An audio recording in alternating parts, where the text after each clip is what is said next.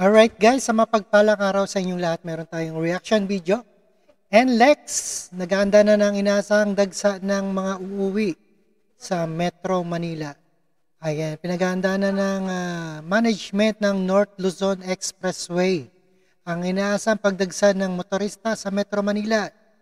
Biyernes, November 3, ngayon yan na posibleng pagdulot ng mabigat na daloy ng trapiko sa toll lanes.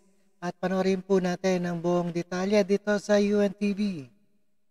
Magdamag na minomonitor ngayon ng mga tauhan ng North Luzon Expressway Management ang inaasahang pagbigat ng trapiko sa NLEX at Subic-Clark-Tarlac Expressway o SCTEX. Bandang alas 5 ng hapon nitong Huwebes nang maramdaman ang pagsikip ng trapiko sa mga toll lane sa Bukawi Toll Plaza na tumagal ng hanggang alas 9 kagabi. Mamayang hapon naman, inaasang mas maraming motorista galing norte ang uuwi na ng Pamaynila.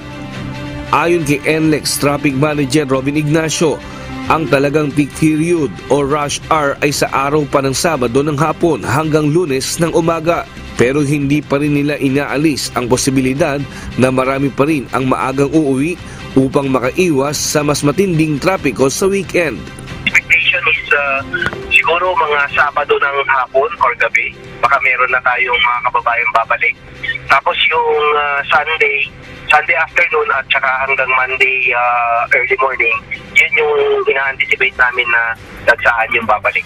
Dahil sa inaasahang mabigat na trapiko ngayong Biyernes, hanggang Lunes ay magde-deploy na rin ng 1,500 na personnel sa NLEX at SCTEX ang management para magbantay sa magiging lagay ng sitwasyon ng trapiko. Inaasahan naman na hindi bababa sa 400,000 ang maglalakbay ng mga motorista sa expressway hanggang Lunes. 1,500 sir, yun yung average na dinideploy namin daily hanggang November 6.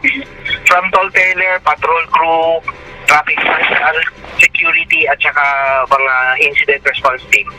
Yung total ng dalawa sir, average for that day, maaaring umabot po ng 400,000. Okay. Total ng NLEX at SCTEX. Samantala, paalala ng NLEX Management, pinaiiral pa rin sa lahat ng mga toll plaza ang dry run ng 100% RFID cashless transaction. Ibig sabihin nito, walang ng signage ng cash lane na makikita sa mga toll plaza. Pero sa Bukawi at Balintawak at iba pang malalaking toll plaza, naglagay sila ng lugar na 3 hanggang RFID lane sa gilid ng toll plaza na pwedeng magbayad ng cash, magpa-install at magpa-load ng RFID. Paalala ng NLEX Management, may pre-towing pa rin naman sa lahat ng mga sasakyan para lamang sa mga Class 1 vehicle sa nearest toll plaza. Hanggang November 2 ito ng alas 6 ng umaga at susundan ng November 4 hanggang November 6 ng alas 6 ng umaga. Pagkatapos nito ay saka naman ipatutupad ang pagbabalik ng roadworks sa NLEX at wala na ring pre-towing. Maigpit pa ring paalala ng NLEX Management sa publiko na magpakabit na ng RFID at siguraduhin may load palagi ito nang wag silang maantala sa biyahe. Diyos ang aming sandigan. Alright, yan ang traffic update sa NLEX. Maganda na kayo at sa inyong load sa toll gate. At maraming salamat sa inyong lahat and another further ado, peace out and keep safe and healthy sa inyong lahat.